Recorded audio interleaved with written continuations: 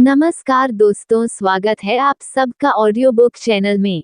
आज के टॉपिक के अंतर्गत हम लोग बात करेंगे कुछ महत्वपूर्ण राजवंशों के विषय में। आइए सबसे पहले बात करते हैं मगध राज्य के विषय में। मगध के सबसे प्राचीन वंश के संस्थापक बृहद्रथ था। इसकी राजधानी गिरिब्रज थी। जरासंध बृहद्रथ का पुत्र था। हर्यक वंश के संस्थापक बिंबिसार मगध की गद्दी पर 544 ईसा पूर्व में बैठा था। वह बौद्ध धर्म का अनुयायी था। यह प्रथम भारतीय राजा था जिसने प्रशासनिक व्यवस्था पर बल दिया। बिंबिसार ने ब्रह्मदत्त को हराकर अंग राज्य को मगध में मिला लिया। बिंबिसार ने जगृह का निर्माण कर उसे अपनी राजधानी बनाया। बिंबिसार ने मगध पर करीब 52 वर्षों तक शासन किया। महात्मा बुद्ध की सेवा में बिंबिसार ने राजवैद्य जीवक को भेजा। अवंती के राजा प्रद्योत जब पांडु रोग से ग्रसित थे उस समय भी बिंबिसार ने जीवक को उनकी सेवा शुश्रूषा के लिए भेजा था। बिंबिसार ने वैवाहिक संबंध स्थापित कर अपने साम्राज्य का विस्तार किया। इसने कौशल नरेश प्रसेनजित की बहन महाकौशला से, वैशाली के चेटक की पुत्री चेचना से तथा मध्य देश की राजकुमारी क्षेमा से शादी की। बिंबिसार की हत्या उसके पुत्र अजातशत्रु ने कर दी और वह 493 ईसा पूर्व में मगध की गद्दी पर बैठा। इसका उपनाम कुनेक था। वह प्रारंभ में जैन धर्म का अनुयायी था। अजातशत्रु ने 32 वर्षों तक मगध पर शासन किया। अजातशत्रु के सुयोग्य मंत्री का नाम वर्षकार था। इसी की सहायता से अजातशत्रु ने वैशाली पर विजय प्राप्त की। 461 ईसा पूर्व में अपने पिता की हत्या कर उदयन मगध की गद्दी पर बैठा। उदयन ने पाटिल ग्राम की स्थापना की। वह जैन धर्म का अनुयायी था। हर्यक वंश का अंतिम राजा उदयन का पुत्र नागदशक था। नागदशक को उसके अमात्य शिशुनाग ने 412 ईसा पूर्व में अपदस्थ करके मगध पर शिशुनाग वंश की स्थापना की। शिशुनाग ने अपनी राजधानी पाटलिपुत्र से हटाकर वैशाली में स्थापित की। शिशुनाग का उत्तराधिकारी कालाशोक पुनः राजधानी को पाटलिपुत्र ले गया। शिशुनाग वंश का अंतिम राजा नंदिवर्धन था। नंदवंश का संस्थापक महापद्मनंद था। नंदवंश का अंतिम शासक घनानंद था। यह सिकंदर का समकालीन था। इसे चंद्रगुप्त मौर्य ने युद्ध में पराजित किया और मगध पर एक नए वंश मौर्य वंश की स्थापना की। अब बात करते हैं सिकंदर के विषय में। सिकंदर का जन्म 356 ईसा पूर्व में हुआ। सिकंदर के पिता का नाम फिलिप था। फिलिप 359 ईसा पूर्व में मकदूनिया का शासक बना। इसकी हत्या 329 ईसा पूर्व में कर दी गई। सिकंदर अरस्तु का शिष्य था। सिकंदर ने भारत विजय का अभियान 326 ईसा पूर्व में प्रारंभ किया। सिकंदर का सेनापति सेल्यूकस निकेटर था।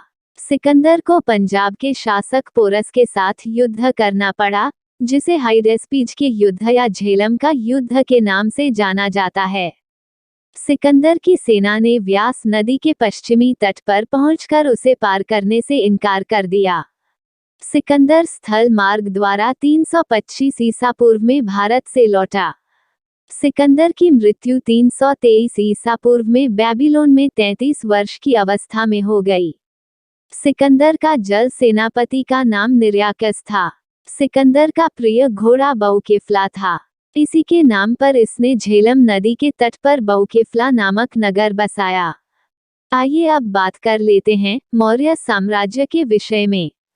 मौर्य वंश का संस्थापक चंद्रगुप्त मौर्य का जन्म 345 ईसा पूर्व में हुआ था। जस्टिन ने चंद्रगुप्त मौर्य को सेंड्रोकोटस कहा है, जिसकी पहचान विलियम जोन्स ने चंद्रगुप्त मौर्य से की है। विशाखादत्त कृत मुद्रा राक्षस में चंद्रगुप्त मौर्य के लिए वृष शब्द का प्रयोग किया गया, जिसका अर्थ है निम्न कुल में उत्पन्न। घनानंद को हराने में चाणक्य ने चंद्रगुप्त मौर्य की मदद की थी, जो बाद में चंद्रगुप्त का प्रधानमंत्री बना। इसके द्वारा लिखित पुस्तक अर्थशास्त्र है, जिसका संबंध राजनीति से है। चंद्रगुप्त मगध की राजगद्दी पर 322 ईसा पूर्व में बैठा। चंद्रगुप्त जैन धर्म का अनुयायी था। चंद्रगुप्त ने अपना अंतिम समय कर्नाटक के श्रवणबेलगोला नामक स्थान पर बिताया। चंद्रगुप्त ने 305 ईसा पूर्व में सेल्यूकस निकेटर को हराया। सेल्यूकस निकेटर ने अपनी पुत्री कार्नेलिया की शादी चंद्रगुप्त मौर्य के साथ कर दी और युद्ध की संधि शर्तों के अनुसार 4 प्रांत काबुल, कंधार, हेरात एवं मकरान चंद्रगुप्त को दिए। चंद्रगुप्त मौर्य ने जैनी गुरु भद्रबाहु से जैन धर्म की दीक्षा ली थी। मेगास्थनीज सेल्यूकस निकेटर का राजदूत था, जो चंद्रगुप्त दरबार में रहता था। मेगास्थनीज द्वारा लिखी गई पुस्तक इंडिका है। मेगास्थनीज के अनुसार सम्राट का जनता के सामने आने के अवसरों पर शोभा यात्रा के रूप में जश्न मनाया जाता है। उन्हें एक सोने के पालकी में ले जाया जाता है। उनके अंगरक्षक सोने और चांदी से अलंकृत हाथियों पर सवार रहते हैं। कुछ अंगरक्षक पेड़ों को लेकर चलते हैं। इन पेड़ों पर प्रशिक्षित तोतों का झुंड रहता है, जो सम्राट के सिर के चारों तरफ चक्कर लगाता रहता है। राजा सामान्यतः हथियारबंद महिलाओं से घिरे होते हैं। उनके खाना खाने के पहले खास नौकर उस खाने को चखते हैं। वे लगातार 2 रात एक ही कमरे में नहीं सोते थे। पाटलिपुत्र के बारे में, पाटलिपुत्र एक विशाल प्राचीर से घिरा है, जिसमें 570 बुर्ज और 64 द्वार हैं। 2 और 3 मंजिल वाले घर लकड़ी और कच्ची ईंटों से बने हैं। राजा का महल भी काठ का बना है, जिसे पत्थर की नक्काशी से अलंकृत किया गया है। यह चारों तरफ से उद्यानों और चिड़ियों के लिए बने बसेरों से घिरा है। चंद्रगुप्त मौर्य और सेल्यूकस के बीच हुए युद्ध का वर्णन एप्पियानस ने किया है। प्लूटार्क के अनुसार चंद्रगुप्त ने सेल्यूकस को 500 हाथी उपहार में दिए थे। चंद्रगुप्त की मृत्यु 298 ईसा पूर्व में श्रवणबेलगोला में उपवास द्वारा हुई। बात करते हैं बिंदुसार के विषय में। चंद्रगुप्त मौर्य का उत्तराधिकारी बिंदुसार हुआ, जो 298 ईसा पूर्व में मगध की राजगद्दी पर बैठा। इसे अमित्रघात के नाम से जाना जाता है। अमित्रघात का अर्थ है शत्रु विनाशक। बिंदुसार आजीवक संप्रदाय का अनुयायी था। आजीवक संप्रदाय की स्थापना मखखलीपुत्र गोसाल ने की थी। वायु पुराण में बिंदुसार को भद्रसार या वारिसार कहा गया है। स्ट्राबो के अनुसार सीरियन नरेश एंटियोकस ने बिंदुसार के दरबार में डाइमेकस नामक राजदूत भेजा। इसे ही मेगास्थनीज का उत्तराधिकारी माना जाता है। जैन ग्रंथों में बिंदुसार को सिंहसेन कहा गया है। बिंदुसार के शासनकाल में तक्षशिला में हुए 2 विद्रोहों का वर्णन है।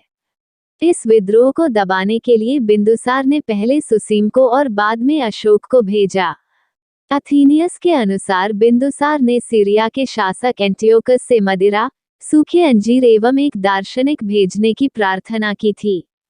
बौद्ध विद्वान तारानाथ ने बिंदुसार को 16 राज्यों का विजेता बताया है। बिंदुसार की सभा में 500 सदस्यों वाली एक मंत्र परिषद थी, जिसका प्रधान खल्लाटक था।